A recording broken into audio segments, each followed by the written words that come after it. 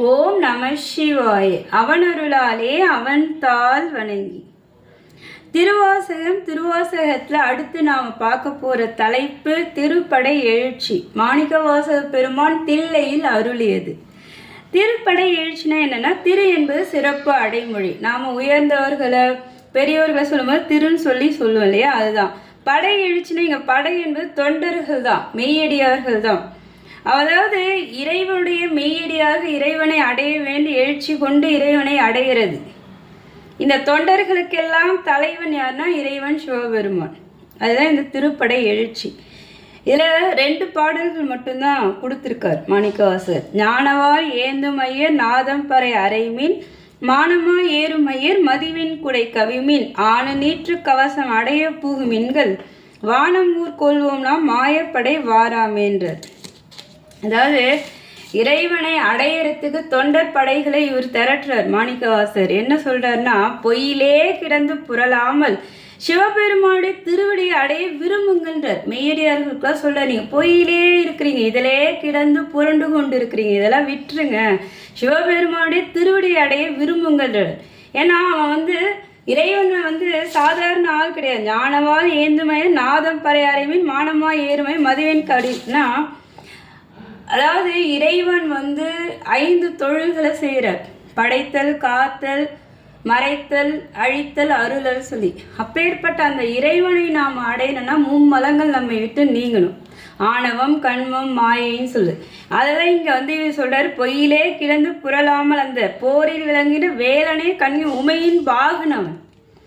உமையம்மையின் தலைவனும் அவன்தான், நமக்கும் தலைவன் அவன்தான். உமையம்மை தன்னுடைய இடபாகத்தில் கொண்டவன் அவன். அப்பேற்பட்டவனும் பாம்பணிந்த இறைவன்.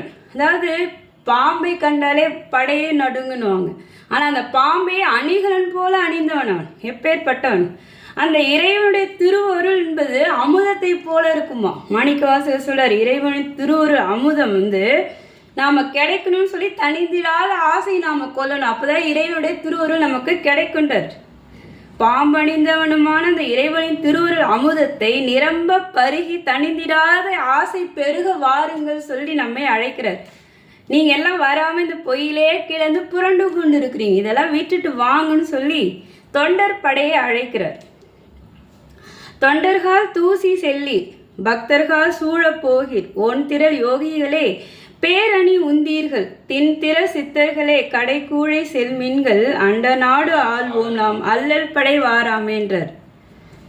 அதாவது இந்த திருப்படை எழுச்சியில் தொண்டர்களாக அவர் எப்படி சேர்க்கிறாருன்னா, மாணிக்கவாசகர் தொண்டர்களால் தூசி செல்லி பக்தர்களால் சூழ போகின்றார். இறைவனுடைய தொண்டர்கள்லாம் முன்னாடி போகணுமா, முன்னணி படையை செலுத்துங்கன்றார்.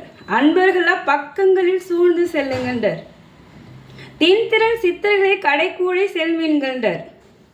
அதாவது ஒளிமிக்க வன்மை கொண்ட யோகிகள்லாம் நடுப்படையை செலுத்துகின்றார். தொண்டர்கள்லாம் முன்னணி படையை செலுத்தணுமா, அன்பர்கள்லாம் பக்கங்களில் சூழ்ந்து அந்த படையை பக்கங்களில் சூழ்ந்து செல்லணுமா. இந்த யோகிகள்லாம் அவங்க எப்படி இருப்பாங்க, ஒளிமிக்க வன்மை கொண்ட யோகிகள்லாம் நடுப்படையை செலுத்தணுமா.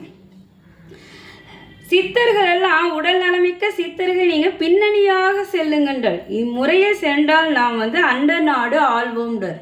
எது சிவபுரத்தை சொல்றார், சிவபுரத்தை அடைய முடியும், அண்டர் நாடு ஆள்வோம் நாம் அல்லல் படை வாராமைன்றார்.